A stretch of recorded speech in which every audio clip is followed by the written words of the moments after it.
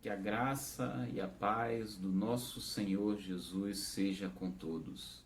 Hoje, meus irmãos, iremos dar prosseguimento às nossas reflexões sobre o fruto do Espírito. Iremos falar sobre dois atributos desse fruto, a benignidade e a bondade. Nós podemos falar sobre essas duas características em uma única mensagem, pois elas são tão intimamente relacionadas que, com uma certa frequência, nós usamos uma no lugar da outra. Nós podemos dizer que a benignidade é um desejo sincero que nós devemos ter de as pessoas ao nosso redor, de que elas possam ser felizes, enquanto a bondade é a atividade intencional em proporcionar essa felicidade aos outros. Uma pessoa benigna é uma pessoa que deseja, uma pessoa que aspira pelo bem dos outros. Uma pessoa bondosa, por sua vez, é aquela que põe em prática esses desejos para o bem do próximo. Paulo, o apóstolo, ele nos orienta isso lá em Gálatas capítulo 6, versículo 10. Ele nos diz: enquanto tivermos oportunidades, que façamos o bem a todos, mas principalmente aos da família da fé. Nós, meus irmãos, temos oportunidades. É isso que nós entendemos desse texto. E enquanto estivermos aqui, temos oportunidades e não devemos desperdiçá-las. Nós devemos aproveitá-las ao máximo na prática da benignidade e da bondade. As oportunidades podem ser um simples sorriso para um balconista de uma loja, pode ser um agradecimento a um garçom, ou uma palavra encorajadora para uma pessoa mais velha, ou de reconhecimento para uma criança. Devemos, como cristãos, ser benignos e bondosos, porque de maneira muito direta a Bíblia ela nos diz que nós fomos criados para isso. Nós fomos criados para fazer o bem. Nós lemos lá em Efésios capítulo 2, versículo 10, mais uma vez o apóstolo Paulo nos dizer que nós somos criação de Deus realizado em Cristo Jesus para fazermos as boas obras, as quais Ele, Deus, preparou de antemão para que pudéssemos andar nelas. Meus irmãos, essa declaração ela é fascinante. Pense um pouco nela. Aqui, Paulo nos diz que nós fomos criados para fazer as boas obras. E ele ainda diz que essas boas obras, elas foram preparadas por Deus com antecedência para nós praticarmos, para nós fazermos. É importante nós destacarmos também a palavra andássemos. Paulo, ele fala que temos que andar na prática das boas obras. Nós podemos entender essa palavra como sendo as nossas experiências comuns, as nossas experiências diárias. Deus, ele nos criou para que possamos fazer nossas boas obras no meio da monotonia do nosso dia a dia, para que possamos andar nas boas obras durante a nossa vida cotidiana. E o nosso desafio, meus irmãos, o nosso desafio é estarmos atentos, vigilantes, para não perdermos essas oportunidades. Agora, nós podemos nos perguntar onde nós podemos fazer o bem. E podemos citar aqui algumas áreas onde nós podemos agir na prática do bem, onde nós podemos caminhar em benignidade e em bondade. Nós podemos fazer o bem, por exemplo, nos nossos trabalhos. Geralmente nós passamos um terço do nosso dia no nosso trabalho. E essa é sem dúvida a área mais evidente onde nós podemos praticar as boas obras. E uma visão cristã do trabalho, ela nos diz que as nossas atividades, as nossas vocações, quando exercidas com dedicação, com afinco, elas glorificam a Deus. As nossas atividades, quando realizadas com afinco, elas são uma boa ação para o próximo. Pense, por exemplo, num mecânico consertando um carro. Ele não está apenas realizando o seu trabalho, ele está também praticando uma boa ação quando ele se dedica para resolver da melhor forma um problema de outra pessoa e cobra um preço justo por isso. Um médico, um advogado, um professor, um carpinteiro, enfim, qualquer profissional exercendo a sua vocação de maneira justa, de maneira dedicada, ele glorifica a Deus e ele faz o bem ao próximo e à sociedade como um todo. No nosso trabalho, nós podemos praticar também boas obras quando estamos atentos às necessidades dos nossos colegas. Quantos podem estar precisando de uma palavra? Quantos podem estar passando por dificuldades?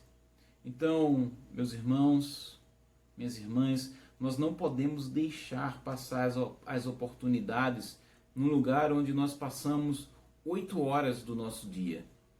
Um outro lugar onde podemos praticar o bem é, obviamente, nos nossos lares. O texto que nós lemos no início dessa reflexão, Gálatas capítulo 6, versículo 10, o apóstolo, ele pede para que façamos o bem a todos. Porém, Paulo, ele enfatiza, ele destaca a preeminência aos da família da fé. Nós, cristãos, devemos fazer o bem a todos e isso não é discutível. O que podemos complementar dessa afirmação é que existe uma ordem, existe uma prioridade. E essa ordem nos diz que, em primeiro lugar, nós devemos considerar os cristãos e depois os não cristãos. O que Paulo pretende nos dizer é que, primeiro, nós devemos levar em consideração as necessidades das pessoas com as quais nós temos comunhão. Essa ordem do apóstolo Paulo, ela é dada no contexto da nossa comunidade da fé. Porém, é óbvio que nós podemos aplicá-la aos nossos relacionamentos familiares. Nós devemos fazer o bem primeiro àqueles que são da nossa casa. Paulo, ele falou sobre isso para Timóteo.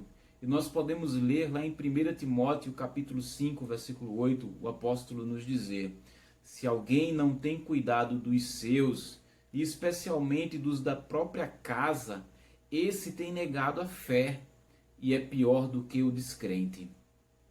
Quando Paulo, ele fala de uma prioridade na prática das nossas boas ações, eu acredito, meus irmãos, que o que ele tinha em mente eram que as boas ações devem começar nos nossos lares. E eu creio que ele falou isso, pois na época do apóstolo, bem como na nossa época também, deviam existir pessoas super dedicadas aos trabalhos nas igrejas, por exemplo, porém relapsas na prática da boa ação dentro das suas próprias casas. E, meus irmãos, há várias coisas que nós podemos fazer nos nossos lares como uma prática de uma boa ação, que vai do simples ato dos filhos arrumarem suas camas, dos maridos lavarem os pratos, ou quem sabe, para prepararem um jantar para sua esposa. Mais uma vez, meus irmãos, eu ressalto que nós podemos e devemos praticar o bem, inclusive nas coisas mais pequenas e corriqueiras do nosso dia. Pense na felicidade que uma mãe terá ao ver que uma atividade que ela iria realizar foi feita pelo filho ou foi feita pelo marido. Uma atitude simples, mas que pode provocar uma imensa alegria naquele que foi alvo dessa boa ação. E por fim, meus irmãos, para finalizar essa reflexão, nós devemos fazer o bem a todas as pessoas. Jesus ele diz em Lucas capítulo 6, versículo 35: Amem, porém, os seus inimigos, façam-lhes o bem e emprestem a eles, sem esperar receber nada, de volta. Então a recompensa que terão será grande e vocês serão filhos do Altíssimo, porque Ele é bondoso para com os ingratos e para com as pessoas maus. O que pretendemos, o que entendemos desse texto, meus irmãos, é que nós devemos fazer o bem a todos. E entendemos também que ao fazermos o bem, nós não devemos fazer esperando algo em troca.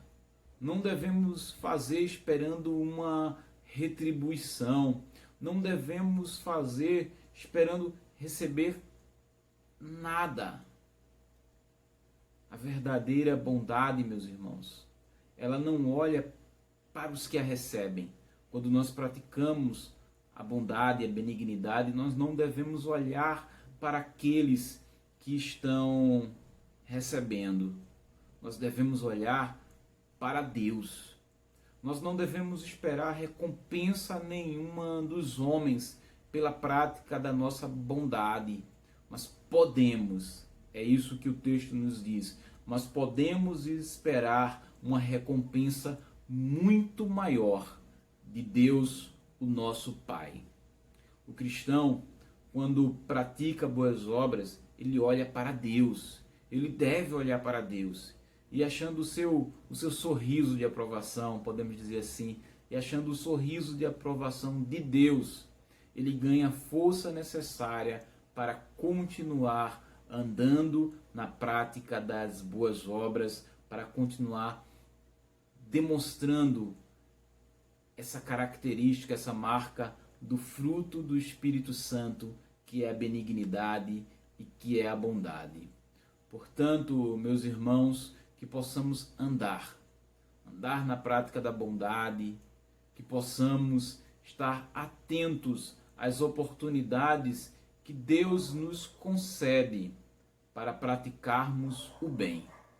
Que o Senhor, o nosso Deus, nos abençoe e nos ajude nessa jornada. Oremos. Pai, nós te agradecemos por essa reflexão. Entendemos, ó Pai, que nós fomos criados para andarmos nas boas obras. Nós fomos criados para fazermos o bem, não importa a quem. Que nós possamos, ó Deus, a cada dia estarmos atentos às oportunidades que Tu nos concede e não desperdiçá-las, Senhor. E não deixar passar essas oportunidades, mas que possamos praticar a bondade e a benignidade em todos os momentos, em todos os lugares que Tu nos enviares. Nos ajuda, Senhor, porque só podemos isso com a ajuda do Teu Espírito Santo, com a ajuda do nosso Senhor Jesus Cristo. E é no nome dele que pedimos isso. Amém.